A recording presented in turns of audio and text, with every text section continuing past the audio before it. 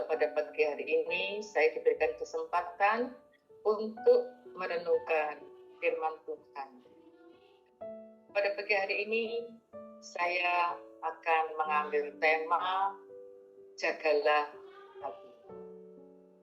Saya ambil dari ayat firman Tuhan yang terambil dari Amsal 4 ayat 23. Jagalah hatimu dengan segala kewaspadaan, karena dari situlah terpancar kehidupan. Dari Amsal ini kita diajarkan bahwa kita adalah manusia individu, kita makhluk ciptaan Tuhan, kita anak-anak Tuhan. Bagaimana kita menjaga hati dalam kehidupan. Hati kita, tidak ada seorang pun yang tahu bagaimana isi hati kita. Baik itu suami kita, istri kita, anak-anak kita, keluarga kita, dan semuanya. Yang tahu benar apa isi hati kita hanyalah diri kita sendiri dan Tuhan Yesus. Jadi kalau seorang mengatakan, kamu tak tahu sih hatiku, bagaimana aku mencintaimu, bagaimana aku berkata jujur dan sebagainya. Itu nol besar. Itu adalah suatu kebohongan. Karena yang tahu persis apa dan bagaimana itu adalah diri kita sendiri. Makanya kalau kita menanyakan pada seorang yang bersalah atau kita mengorek sesuatu permasalahan kepada orang, dan orang itu pasti berbelit-belit. Karena saya hanya mengatakan, tidak usah kamu jawab, tidak usah kamu bertele-tele, tanya pada hati nuranimu sendiri, di hati kecilmu, tanya apa yang sudah kamu lakukan, apa yang sudah kamu rancangkan, itu yang tahu adalah hatimu sendiri. Hati secara fisik adalah salah satu organ tubuh yang ada dalam tubuh kita, berada di sebelah kiri. Itu adalah pengertian hati pada organ tubuh manusia ciptaan Tuhan. Tetapi pengertian hati secara rohani adalah seluruh aspek kehidupan kita. Hati itu mencerminkan kehidupan kita ini yang bagaimana. Hati seorang itu sebenarnya kita dapat melihat, kalau kita melihat hati seorang itu adalah dari apa yang keluar dari mulutnya. Perkataan seseorang, ucapan seorang, itu kita dapat menilai hati orang itu bagaimana. Hati itu hati yang jujur, hati itu yang berperilaku baik, hati itu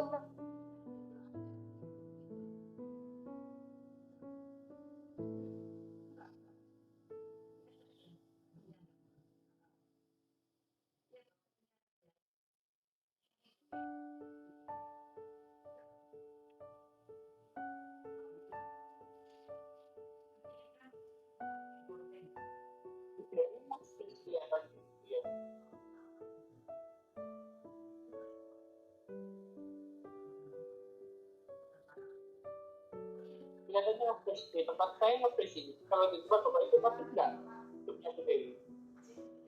Sempat nge-fresh sih, cuman sudah sama sih, masih. Suaranya hilang. Oh, keluar. Kelihatannya berberinya lah gitu.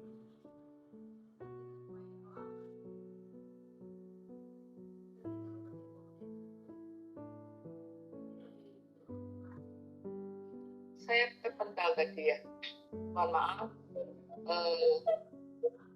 Sekali lagi saya mengatakan, kalau kita itu benar-benar sebagai anak Tuhan, kita itu terus segambar dan serupa dengan Bapa kita. Yang diajarkan Tuhan pada kehidupan kita haruslah benar-benar dilakukan. Semuanya. Kadang kita itu tidak mengerti apakah kita benar-benar dapat menjadi orang yang berperilaku kalau perilaku yang berpura-pura. Kita berpura-pura baik pada semua orang untuk mendapatkan pujian. Kita berpura-pura baik untuk mencari apa ya, untuk mencari apa yang kita inginkan.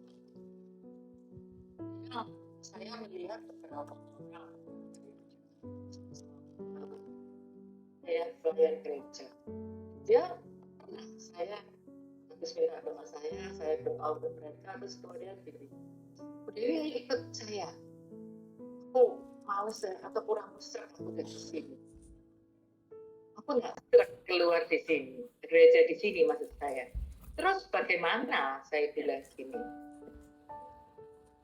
Karena gereja ini pelayannya tidak tersenyum. Karena gereja ini tidak saya dilayani dengan baik. Pendetanya begini, pelayannya begini dan sebagainya. Dengan senyum saya bilang gini, coba kamu cari gereja dulu yang mana ya, yang kiranya pelayan baik, pendetanya baik, semuanya baik. Nanti beritahu saya, kalau menurut jenengan ada gereja yang pendetanya full melayani Anda 100%, pelayannya bagus, penerimanya bagus, sensitif, semuanya betul-betul bagus. Kalau beritahu saya, nanti saya juga ikut pindah ke situ aja. Sudah lama saya tidak ketemu. Selang beberapa waktu ketemu saya lagi, dia mengatakan, iya, saya cari beberapa gereja, saya pindah ini. Ternyata ya podo aja. Saya teringat, jenengan Bu Dewi, kenapa? Saya bisa sharing-sharing, saya bisa ngomong-ngomong, sehingga tak baliklah ketemu dengan teman-teman sahabat lama saya. Itu saya ketemu, tidak ada di dunia ini yang sempurna. Yang ada adalah bagaimana sikap hati kita ketika kita melihat suatu keadaan yang terjadi. Kadang kita itu manusia masih kedagingan. Mendengar yang tidak baik, melihat suasana yang tidak sesuai dengan kita. Kadang-kadang kita tuh marah, kok begini ya? Sama dengan pada saat saya menjaga ujian, pada saat ini kan anak kelas 9 PSP. Kalau dulu UNAS sekarang ujian. Tanpa saya kan di depan sambil melakukan pekerjaan, sambil menjaga saya melakukan pekerjaan di laptop. Saya tidak mengetahui beberapa anak itu duduk di belakang, bawah belakang. Saya tahu keadaannya mereka mungkin capek, keadaannya mereka mungkin jenuh dan sebagainya. Tetapi saya melihat, iya sih, ini kan ujian, tidak boleh mereka harus duduk tepat waktunya sesuai dengan nomor yang ada. Saya mau marah, tapi saya teringat kalau saya marah, mereka jadi tidak mereka jadi ulangannya menjadi tidak konsentrasi, sehingga saya harus menjaga hati saya harus menjaga kemarahan saya. Senakal-nakalnya mereka adalah anak-anak saya, anak didik saya.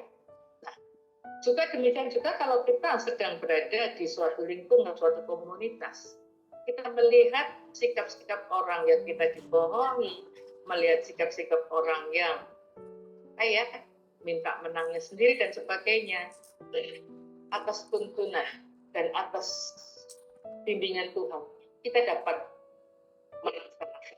Istilahnya kita dapat ngomong mereka. Di diri saya kebanyakan orang lansia, sekarang sudah 35 orang, puji Tuhan, dan 85% itu sudah lansia, sudah umur 55 tahun. Dan di hari ketuaannya mereka itu masih betul. Ini ada cerita cucunya, dia cerita ininya, dia cerita tetangganya. Kadang sesama masalah duduk aja, seperti sudah dicek duduknya di situ pasti. Jadi duduknya orang lain dia marah. Nah, saya sentil mereka. Kalau orang sudah tua itu agak sensi ya. Kalau kita lagi memberikan nasihat, sebetulnya kamu masih kecil, kamu jangan kamu menggurui saya. Tapi saya sentil dengan ayat-ayat Alkitab. Begitu mereka baru bisa menerima. Oh gitu. Karena dalam firman saya sisipi bagaimana kita hidup bermasyarakat. Kita boleh tua, tapi tua kita adalah tua dalam menyelidiki firman Tuhan, mempelajari firman Tuhan. Semakin tua, jangan kita semakin lemah.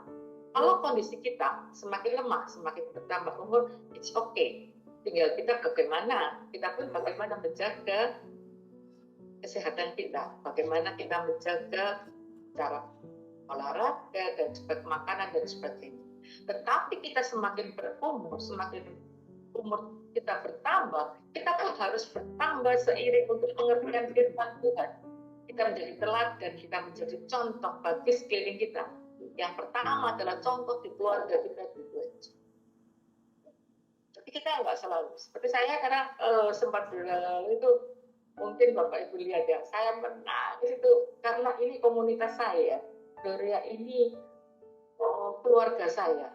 Saya nggak mampu dong, saya menciptakan satu-satu, no.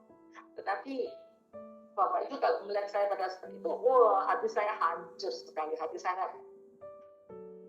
Tapi saya melihat kalau saya grogi, kalau saya itu ember cerita ke orang lain, waktu itu saya di kelas ini juga, saya ngajar di kelas ini, saya melihat mata siswa itu kenapa guru saya kok menangis, itu karena saya tidak tahan, saya hanya curhat ke Tuhan, saya punya permasalahan ini siapa. Nah, kemudian doa yang Gusti kepada Allah menguatkan saya adalah jangan minta ke Tuhan untuk meringankan beban, karena itu adalah salib. Kita punya permasalahan, jangan minta kita itu ringankan beban kita, tetapi mintalah pundak yang kuat untuk menerima sesuatu dari Tuhan. Kalau kita tahu janji Tuhan, ada hujan di balik, ada pelangi di balik hujan. Jadi itu mengatakan bahwa kita anak aja, siswa saja kalau mau ujian, mau naik kelas, ujian lupa. Demikian pula kita manusia. Kalau kita mau naik kelas, kita mau level dalam kehidupan kita, mau dipakai Tuhan dan sebagainya, kita harus mengalami apa yang dia menamakan ujian itu, permasalahan itu. Dengan sekali lagi, bagaimana kita menjaga hati, bagaimana sikap kita menjaga. Hari ini saya akan memberikan tips. Ada 7 prinsip yang bisa kita supaya kita aktif dalam menjalani kehidupan. 7 prinsip. Yang pertama adalah membersihkan. Mazmur 119 ayat 9, sudah waktunya untuk membersihkan pikiran kita. Di Mazmur 119 tadi mengatakan pada kita harus mengaku, setuju kalau kita melakukan kesalahan. Dan caranya gimana? Kita memohon pada Tuhan untuk membersihkan kesalahan-kesalahan kita. Dengan tuntunan Tuhan, dengan kita mendekatkan diri pada Tuhan, Tuhan pasti akan menolong kita membersihkan dari hati-hati yang kotor, hati-hati yang mereka-reka. Jawab daripada itu semua hanya pada diri kita. Mencari jawaban dalam hati, ini adalah pertanyaan yang sulit dan hanya sedikit yang bisa memberikan hati kepada Tuhan Yesus. Namun dengan kita bersyukur atas segala sesuatu yang terjadi pada kita, itu kita sudah secara tidak langsung membersihkan hati kita. Apapun yang terjadi pada diri kita, kita jangan ngomel. Apapun yang terjadi pada kita, tetaplah kita membersihkan hati kita dengan cara mengucap syukur atas segala.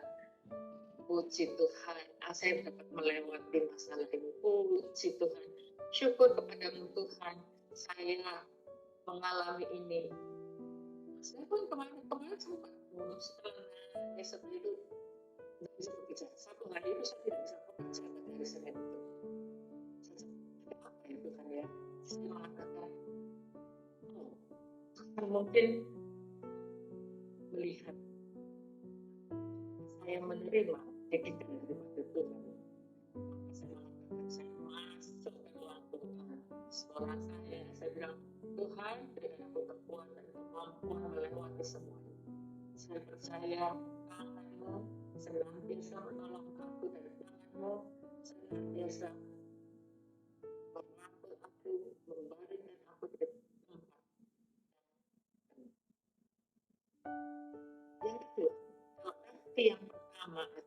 membersihkan. Yang kedua adalah konsisten. Konsisten dalam hari ini adalah bagaimana kita bertekad untuk tidak menjadi orang yang mendua hati. Mendua hati itu maksudnya adalah tidak konsisten antara ucapan dan tindakan. Yakobus 1 ayat 8 menyatakan, orang yang berpikir ganda tidak stabil dalam segala jalannya. Dengan kata lain, suatu hari mereka berada di satu arah, di lain hari berada arah yang lain.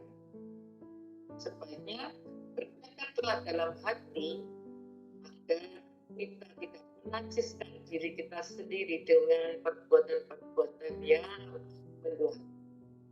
Misalnya, saya senantiasa menyayangi dan melakukan tugas yang saya lakukan yang diberikan oleh atasan saya. Itu yang dikatakan. Tetapi apa yang dilakukan? Ya, begitu mendapatkan tugas atau mendapatkan sesuatu yang harus dikerjakan, ngomel dia ancen itu kepala sekolah atau waka atau staf urusan ini nggak ngerti kan, aku ngomel sekian banyak. Nah, kita menjaga hati kita berada konsisten.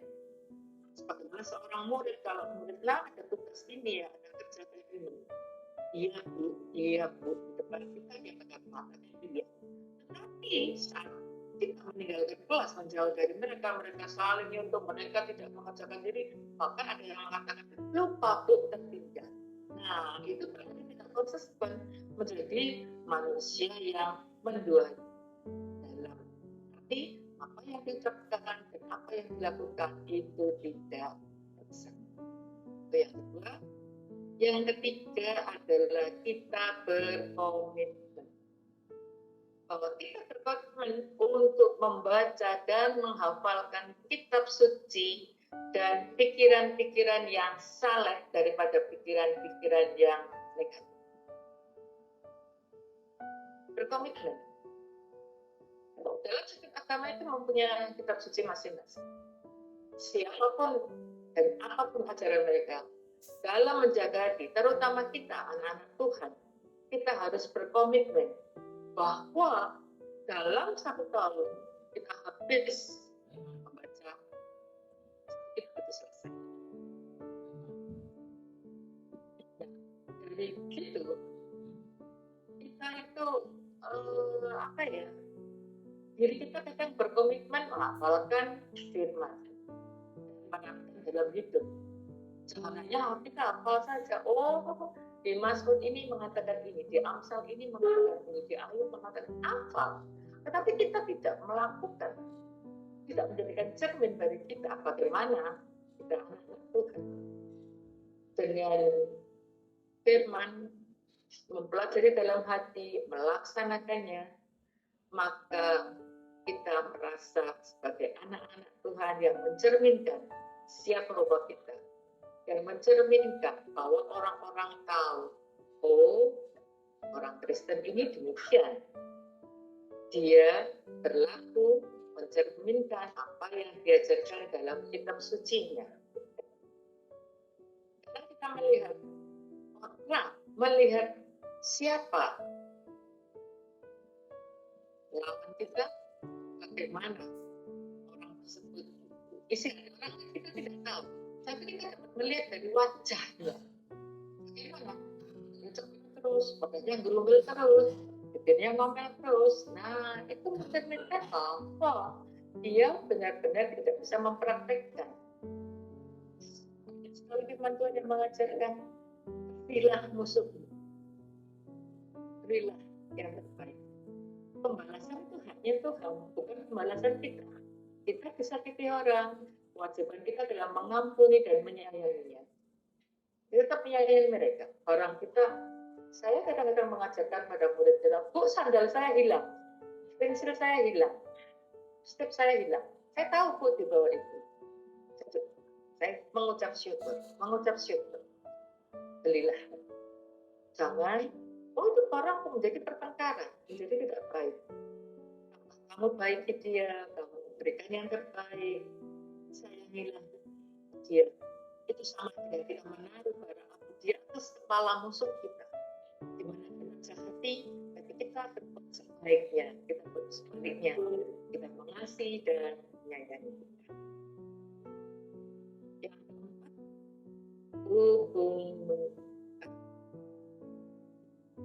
hubungi Tuhan dan mintalah Dia untuk mengajari kita menggunakan doa sebagai sarana untuk terhubung dengan Tuhan.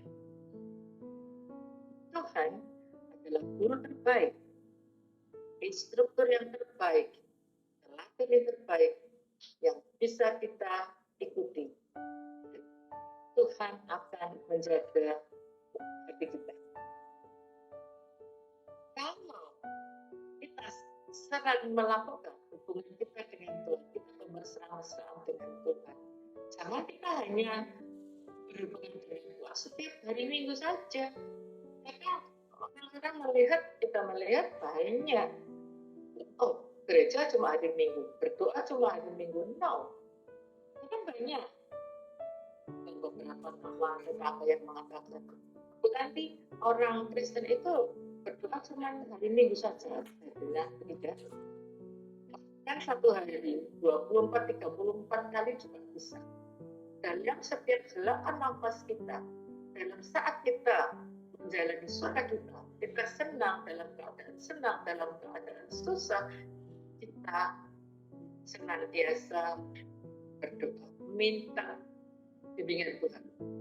Terus gimana? Yang mau makan, berdoa, mau tidur, berdoa, melakukan aktivitas, berdoa, melakukan segalanya pokoknya kita doa.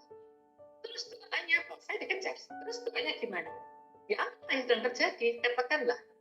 Tuhan itu mengerti segala bahasa. Tuhan mengerti hati kita. Tuhan mengerti niat kita.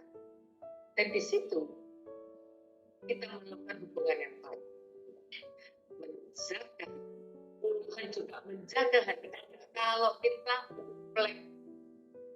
sayang-sayangan bermesraan dengan berhubungan dengan baik, maka Tuhan akan menjaga hati kita. Kemudian yang kelima yaitu berkomunikasi. Bicara secara lisan, bernyanyi dengan suara keras sehingga kita dapat mendengar dari puji-pujian yang kita naikkan. Dan karena kita percaya bahwa firman Tuhan itu penuh kuasa. Berbicara tentang firman Tuhan memberikan kita kekuatan yang tidak dapat diperhitungkan.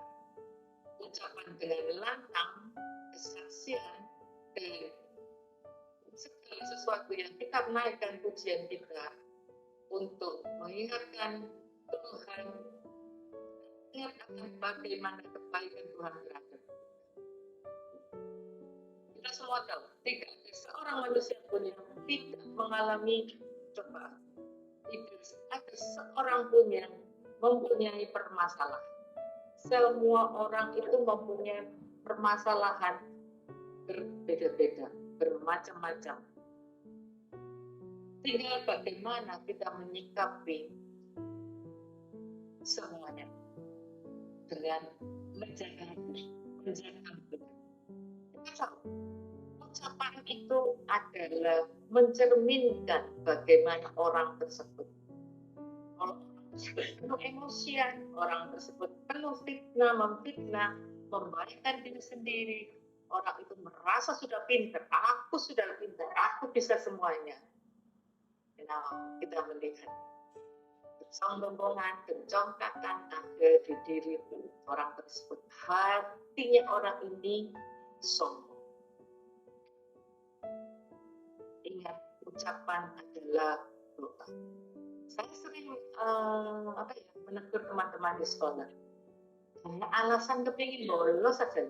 Hanya alasan setelah ngajar kepingin kemana gitu. Dia ada aja alasan. Kemarin saya sempat ketawa sama kebetulan duduknya dekat dengan meja saya, depan meja saya. Bu, aku tak Bu.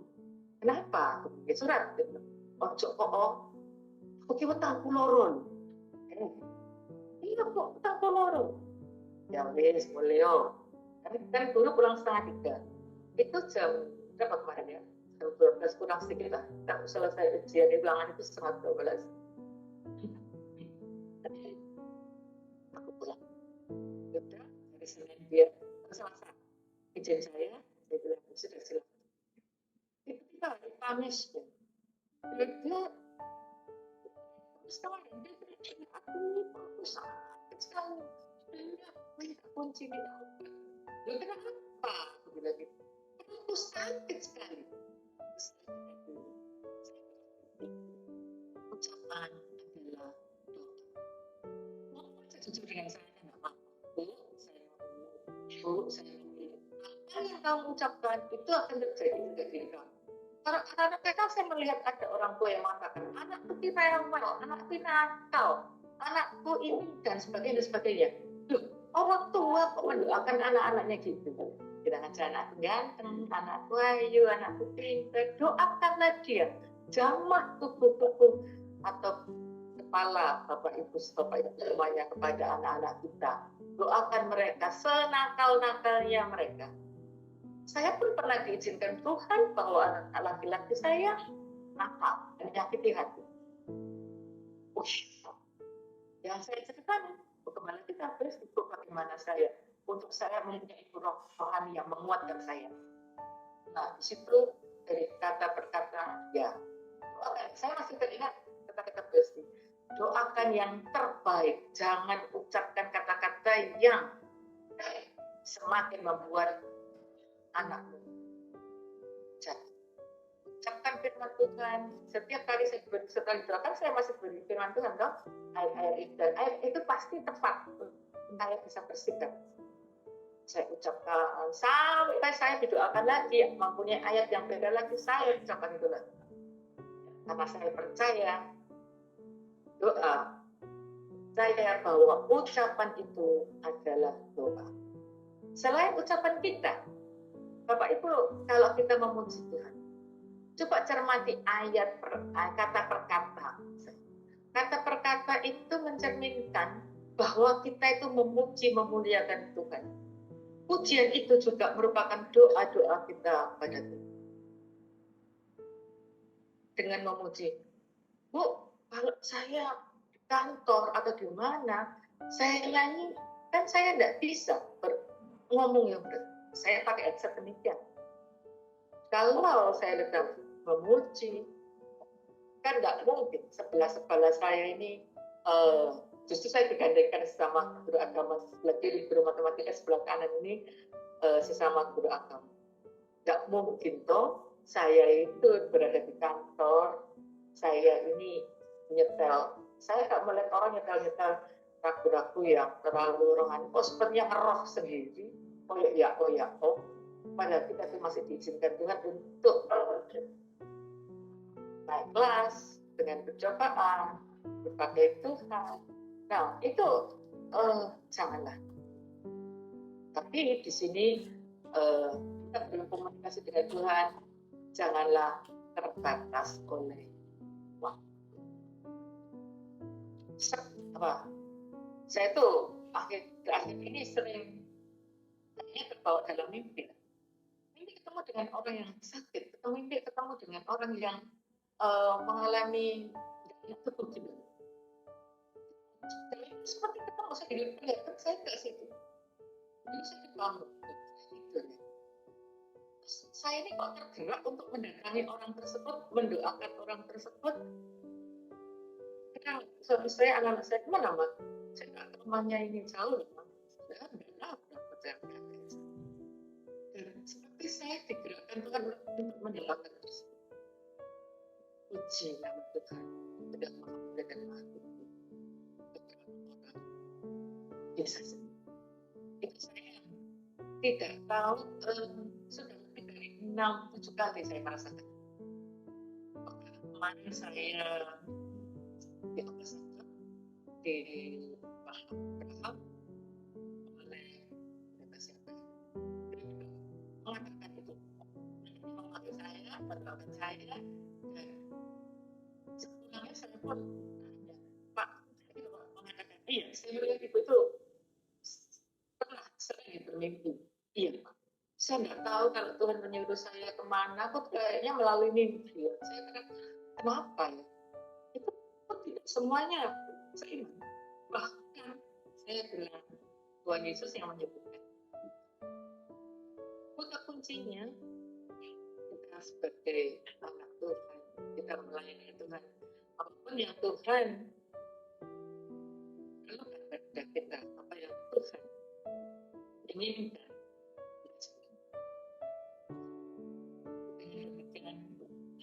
Dari yang kelima tadi, jangan lupa berkomunikasi dengan Tuhan, baik melalui doa-doa kita dan juga dengan penyembahan-penyembahan yang melalui pujian kita. Yang keenam, periksa. Periksa adalah bagaimana kita memeriksa kembali hati kita untuk memastikan apakah kita mengikuti ajaran Yesus atau pikiran yang kotor atau pikiran yang negatif. Nah, sangat mudah untuk memikirkan emosi, perasaan, pikiran yang negatif dalam pikiran kita. Sebaliknya, jika kita mempunyai hati yang bersih, marilah kita tetap menjaga, tetap bersih. Kita harus menjaga hati kita dengan segala pikiran yang najis. Kembali ke prinsip pertama, bersih. Jadi, pikiran kita menjadi berantakan karena pikiran-pikiran kita yang kita nggak boleh biasakan sama firman Tuhan, kita berprasangka buruk pada sang orang. Kita nggak boleh berprasangka buruk pada siapapun, baik itu teman dekat, baik pokoknya siapapun. Kita harus tahu bahwa kita harus punya penganggapan bahwa semua orang itu dilahirkan bersih, bahwa semua orang itu dilahirkan dengan segala kekurangan dan kelebihan. Lagi-lagi kalau bertemu dengan orang-orang yang demikian, jadi kita tahu, oh dia kekurangannya di sini. Kita dibohongi orang, kita ditusuk sama orang, it's okay. Seperti yang katakan tadi, kita tugas kewajiban kita adalah menyayangi, mengasihi. Bahkan, yuk kita duduk bersama, kita sepiring makan berdua. Bukan nanti, ya, bagaimana kita sepiring makan berdua, yuk saya punya makanan itu kita cucuin. Yuk makan. Pasti hati nuraninya orang menjadi kita, di hati kecilnya segala sesuatu.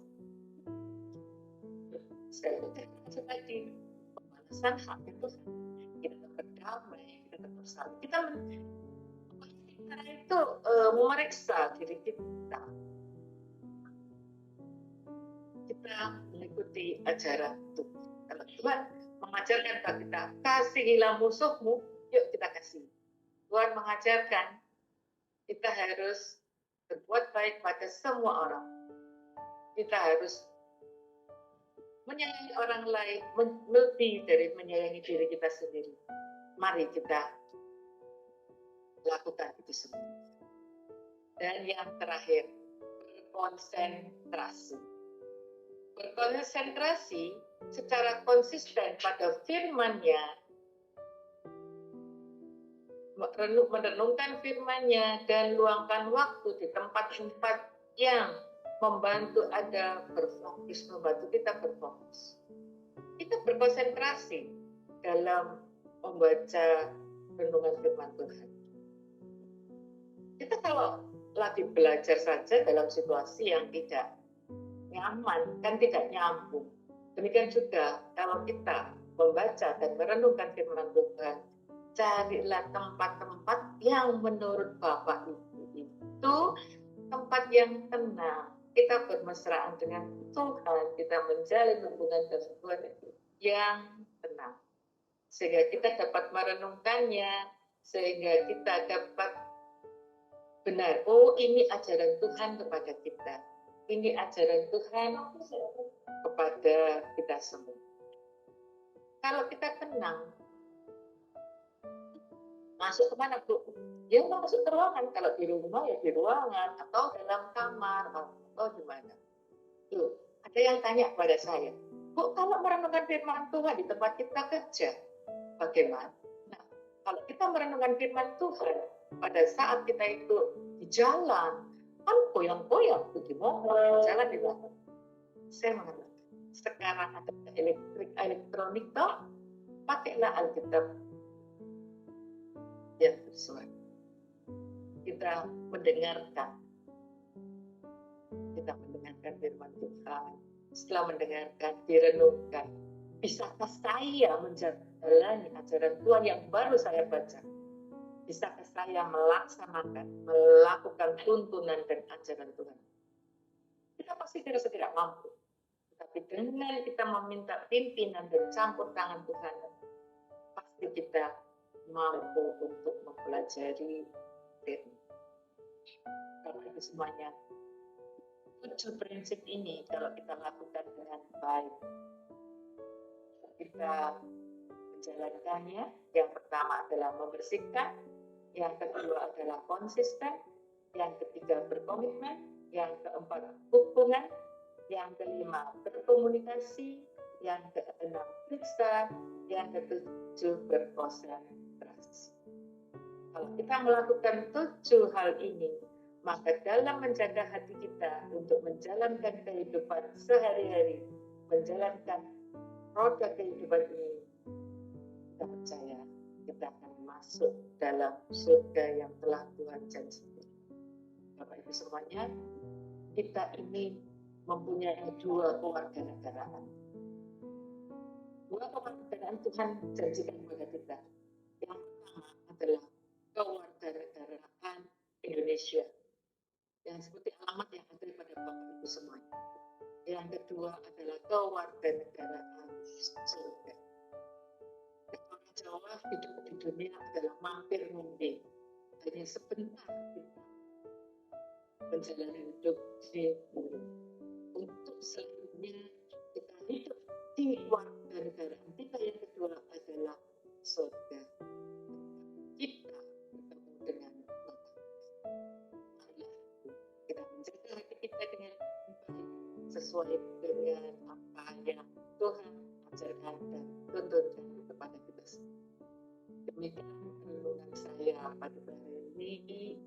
Mohon maaf jika ada tutur kata atau perkataan atau apa yang salah, karena kesempurnaan itu hanyalah milik Tuhan. Terima kasih, Tuhan Yesus